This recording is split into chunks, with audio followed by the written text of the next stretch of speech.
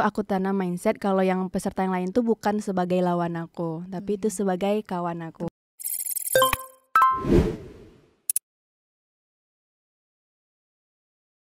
Assalamualaikum warahmatullahi wabarakatuh. Kembali lagi di podcast DK TV, TV Masa Depan Dakwah dan Komunikasi. Bersama saya Gaitsa. Kali ini kita kedatangan tamu Kakak Duta Genre Cantik ya Kak. Kakak Dinda Rahmadani. Apa kabar Kak Dinda? Alhamdulillah baik. Kakak ini adalah seorang mahasiswi Unimam Bonjol Padang, jurusan Pendidikan Agama Islam ya Kak. Dan juga winner Duta Genre Putri Kota Padang 2021 runner up 2, juga Duta Genre Putri Sumatera Barat 2021. Baiklah Kak, ini mau berbincang-bincang sedikit ya Kak. Selain menjadi Duta Genre gitu Kak, apa sih kesibukan Kakak di kampus gitu Kak? Oke, selain kesibukan aku sebagai seorang duta genre, aku juga berstatus sebagai seorang mahasiswa di Universitas Islam Negeri Imam Bonjol Padang dengan jurusan Pendidikan Agama Islam. Dan juga di kampus aku mengikuti salah satu KM, yaitu KM PPD dengan Biro Protokoler. Nah, jadi aku yang kegiatan aku di luar kampus yaitu sebagai seorang duta genre. Nah, di dalam kampus aku ikut UKM PPD. Oke, dari yang kakak sebutkan tadi, kakak juga ikut UKM PPD. UKM PPD kan gitu UKM yang sibuk juga ya kak. Kayak mana sih kak cara kakak memanage waktu antara menjadi duta genre dan UKM PPD gitu kak? Oke, cara membagi waktu tadi ya pertanyaannya. Oke, kan setiap kita nih memiliki waktu 24 jam. Nah, sebenarnya kita tuh harus pandai-pandai untuk memanage waktu kita. Nah, kalau aku biasanya bikin to-do list atau apa sih yang aku lakukan seharian. Nah, aku tuh biasanya membagi ke dalam 4 kolom. Itu ada ke kolom yang sangat mendesak, penting dan tidak terlalu penting. Nah, sangat mendesak nih apa yang emang udah kekejar deadline. Karena kita nggak bisa mungkiri ya kalau misalnya orang nanya ke kita lebih memilih organisasi kah atau kampus atau kuliah kah. Sebenarnya itu tuh bukan pilihan, tapi mereka tuh kayak jalan beriringan gitu. Nah, kalau aku pribadi sih bagaimanapun juga kalau misalnya kedua-duanya itu adalah mendesak, seperti misalnya nih kuliah juga butuh deadline yang sama dengan organisasi, tapi aku lebih memilih untuk kuliah dulu. Karena bagaimanapun kuliah itu kan memang nomor satu nih. Dan juga kalau aku biasanya sering kayak membagi waktu aku tuh dengan sebaik mungkin. Kalau misalnya aku kan dari pagi sampai sore aku tuh sibuk dengan kegiatan, entah itu kegiatan genre maupun kegiatan UKM PPD. Nah, nanti setelah sholat isya aku tuh lebih fokus ke kuliahku, entah itu ngerjain tugas atau bikin resume atau mempelajari materi-materi kuliah. Dan juga aku tuh juga punya prinsip kalau kita tuh bukan robot yang bisa diatur gitu. Kita tuh adalah manusia yang punya titik lelah atau titik capek, atau kita tuh punya waktu untuk istirahat gitu. Nah, biasanya aku setiap weekend atau akhir pekan aku nggak mau lagi diganggu entah itu dengan kegiatan atau dengan tugas. Aku lebih kayak healing dengan diri aku, entah itu aku pergi ke pantai, entah aku melihat sunset dan lain sebagainya. Oke kak, benar-benar melepas capek ya kak. Iya benar. Kalau misalnya gitu kak, tiba panggilan mendadak gitu kan, UKM PPD, UKM protokoler ya kak. Misalnya ada acara gitu dipanggil mendadak gimana kak? Dipanggil mendadak, oke. Di UKM PPD sendiri kan kita emang udah dilatih untuk bisa dengan panggilan mendadak seperti itu, apalagi dengan protokoler kan biasa harus siap. Jadi kalau misalnya ada panggilan mendadak, kalau memang itu penting nah nggak ada orang lain, kita harus langsung ke sana. Oke kak, dilihat dari CV kakak dulunya kakak pernah menjadi UDA Unidarmas Raya ya kak. Benar. Itu kalau boleh tahu kapan ya kak? Itu tahun 2017 ketika aku masih SMA. Oh masih SMA ya kak. Gimana sih kak cerita awalnya kakak dulu pengen ikut UDA Uni tuh emang niat atau pengen ikut-ikut aja kak? Dibilang niat, sebenarnya emang niat gitu ya. Tapi waktu itu tuh memang utusan dari sekolah. Tapi waktu itu cuma 2 kategori gitu. Itu tuh cuma kategori untuk pendidikan sama olahraga. Jadi nggak untuk menjadi seorang UDA Unidarmas Rayanya. Cuma 2 kategori untuk anak SMA waktu itu. Oke, sekarang kakak udah jadi duta genre kan kak? Alhamdulillah. Gimana sih, apa sih motivasi kakak itu untuk jadi duta genre gitu kak? Oke, pertamanya itu dulu aku lihat dari postingan Instagram genre_kota Padang. Nah, setelah aku pelajari juga tentang genre itu sebenarnya itu adalah membahas tentang remaja. Di genre itu kalau aku bilang itu tuh dari remaja, oleh remaja dan untuk remaja gitu. Di sana tuh materi genre itu memang tentang remaja. Jadi setelah aku mempelajari genre, aku lebih paham lagi nih tentang remaja itu seperti apa sih sebenarnya. Remaja itu bagaimana sih gitu. Dan motivasi aku karena aku tuh memang suka dengan dunia-dunia pigeons, dan aku juga pengen ada apa ya, kayak bermanfaat juga gitu, pengen juga mengetahui lagi tentang diri aku, tentang remaja, makanya aku ikut pemilihan duta genre. Oke, ada cerita menarik apa sih Kak kakak pas siap seleksi genre gitu Kak?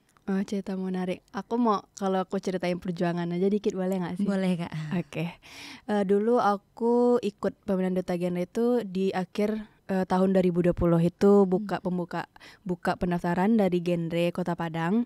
Itu dulu secara online karena kan kita dulu corona lagi marak-maraknya ya. Jadi pendaftaran secara online tapi tesnya tetap secara offline. Karena untuk melewati seleksi sampai alhamdulillah menjadi winner duta genre Kota Padang tuh mengikuti banyak tes. Itu tuh ada 176 peserta seluruh remaja yang ada di Kota Padang waktu itu. Dan juga waktu itu aku sempat kayak nggak percaya juga bisa sampai di posisi sekarang. Alhamdulillah banget. Itu tuh kayak pertama tuh pastilah ya di awalnya kayak merasa insecure atau nggak percaya diri. Nah waktu itu yang aku tekankan pas pemilihan itu karena aku ingin apa ya, kayak dulu aku kayak insecure gitu, aku tanam mindset kalau yang peserta yang lain tuh bukan sebagai lawan aku, tapi itu sebagai kawan aku. Teman ya Kak. Why? Karena ketika kita menganggap seseorang itu sebagai lawan, kita akan terus melihat apa ya, kayak menganggap dia itu adalah saingan kita.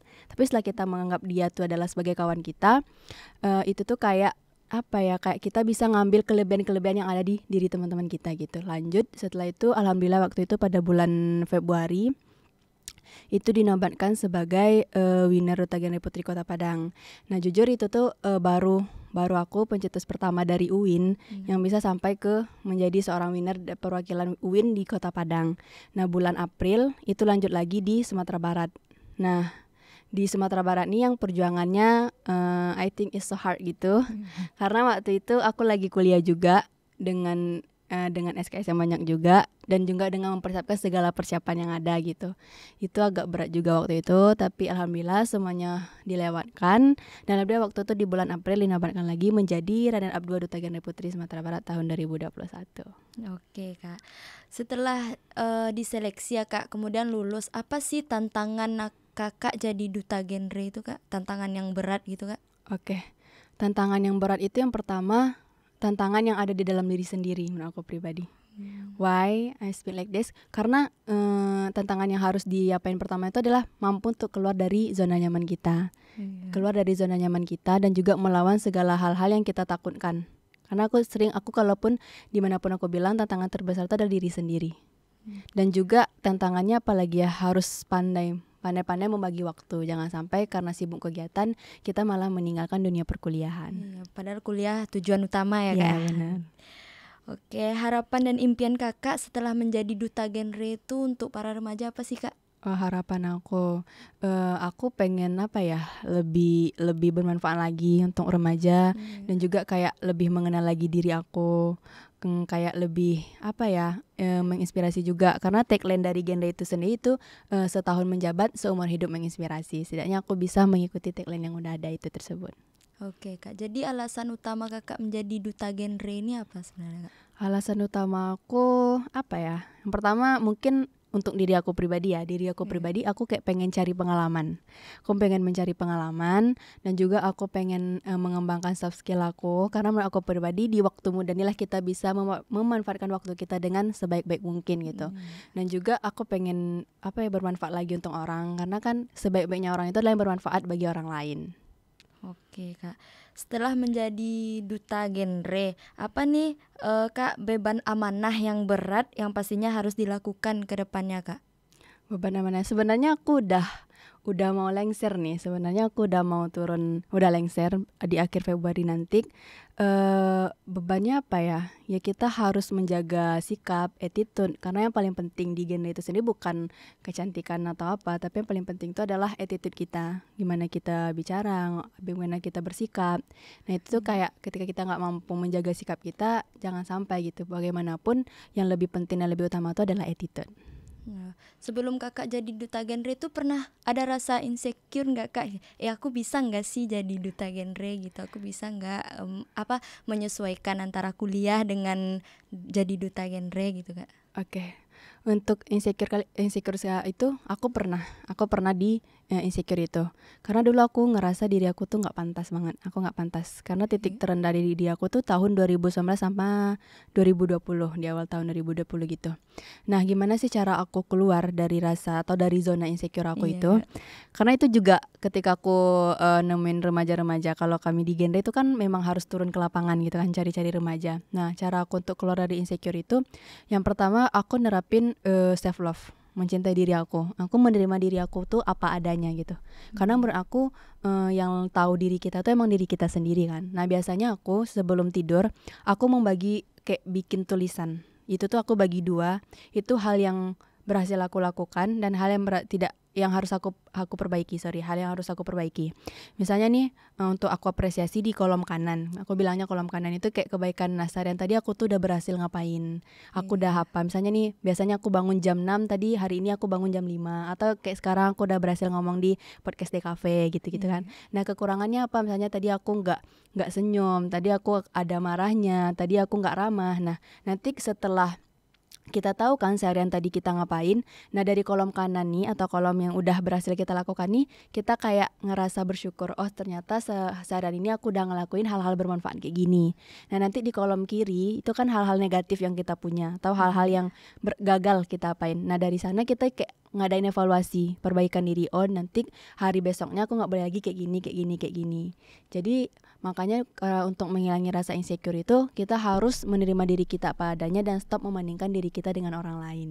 Oke, selama menjadi duta genre gitu kak, apa aja sih pengalaman yang kakak dapat gitu kak? Oke, untuk pengalaman sendiri itu sangat banyak. Nah, itu tuh pengalamannya menurut aku pribadi itu kayak nggak bisa dilupakan dan itu tuh sangat luar biasa gitu. Karena di genre itu kan memang kegiatannya memang turun ke lapangan.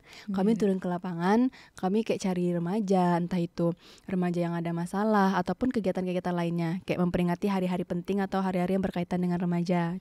For example aja kemarin pas memperingati Hari AIDS Sedunia, itu duta genre itu turun ke lapangan untuk memberikan edukasi mengenai tentang HIV/AIDS dan juga melakukan berbagai aksi. Nah, aku percaya sih dengan konsep bahwa sebaik-baiknya pelajaran itu adalah pengalaman. Karena dari sana, dari orang-orang yang aku temukan, entah itu di jalan atau selama aksi itu memberikan aku kayak, oh jadi kayak gini ya. Dan juga membuat aku tuh kayak lebih bersyukur lagi sih sebenarnya.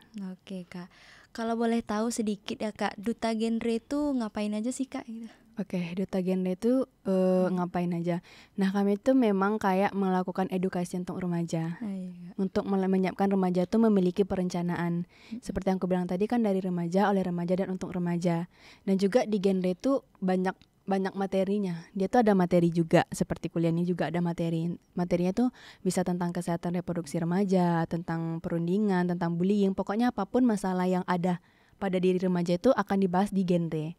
Nah, genre ini adalah solusinya. Nah, siapa sih yang berperan? Itu tuh remaja. Makanya aku bilang lagi, itu tuh dari remaja, oleh remaja, dan untuk remaja. Oke kak, boleh tanya kak gitu, apa sih isu yang lagi tersebar yang terjadi pada remaja sekarang ini kak? Oke, untuk isu sendiri mungkin kalau aku lihat di Instagram ya, yang pertama tuh remaja tuh banyak insecure. Masalah utamanya tuh insecure, overthinking. Karena apa ya? Mungkin karena mengikuti beauty standar yang ada di media sosial kali ya. Kayak ngerasa diri kita tuh kayak nggak pantas. Makanya aku bilang kita harus benar-benar self love. Dan juga akhir-akhir ini juga apa ya, untuk remaja sendiri banyak terjadinya kekerasan seksual juga. Itu tuh disebabkan karena apa?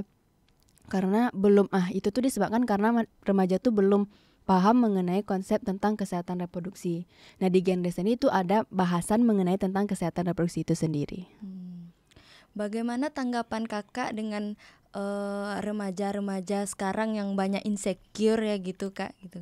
Oke, itu makanya aku bilang, ngapain sih kita fokus terhadap kekurangan diri kita? Ngapain sih kita lebih fokus ke dalam dunia perinsecurean itu yang nggak membawa dampak apapun untuk diri kita? Menurut aku pribadi, saatnya kita tuh kayak emang bergerak dari zona-zona yang selama ini kita anggap nyaman gitu.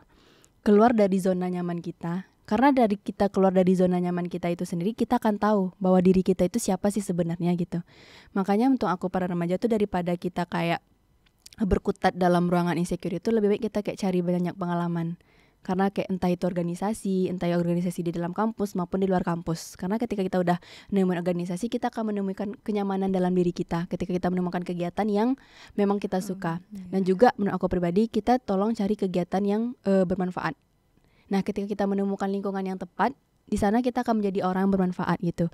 Kenapa sih harus fokus dengan rasa insecure kita? Dan jangan nganggap diri kita tuh tidak bisa kalau belum mencoba. Kalah sebelum berperang itu adalah sesuatu yang tidak paling tidak aku sukai sih. Oke Kak, terakhir nih ya Kak, apa sih Kak harapan Kakak pada remaja sekarang ini gitu Kak, sebagai duta genre gitu Kak? Oke, aku nggak muluk-muluk juga sih sebenarnya ya. Harapannya yang pertama, ya benar, remaja itu adalah tongkat estafet bangsa gitu yang akan melanjutkan masa-masanya. Tapi aku nggak akan sampai bahas ke sana juga. Yang pertama setidaknya kita tuh bermanfaat dulu untuk diri kita sendiri.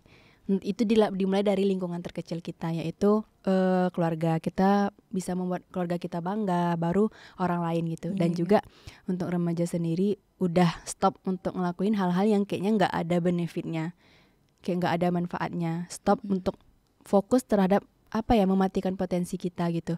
Kayak itu insecure, overthinking. Udah sebaiknya kita tuh emang keluar dari zona nyaman kita, mulai berkarya, mulai berkarir. Karena menurut aku pribadi kesempatan itu nggak datang dua kali. Nah, di masa remaja inilah kita bisa menghabiskan waktu kita untuk mencari pengalaman sebanyak-banyak mungkin, tanpa ada batas, tanpa ada limit, tanpa ada yang membatasi. Karena di remaja ini juga kan kita nggak ada nih dibatasi oleh entah itu waktu, pekerjaan. Kan kita bisa mengapresiasikan diri kita sebaik mungkin. Oke, baik sahabat Eka TV, mungkin sampai di sini dulu podcast kita. Terima kasih Kak Dinda udah mau menyempatkan hadir gitu Kak. Baik, terima kasih. Saya mewakili kru yang bekerja. Salam dari Deka TV, TV Masa Depan Dakwah dan Komunikasi. Assalamualaikum warahmatullahi wabarakatuh.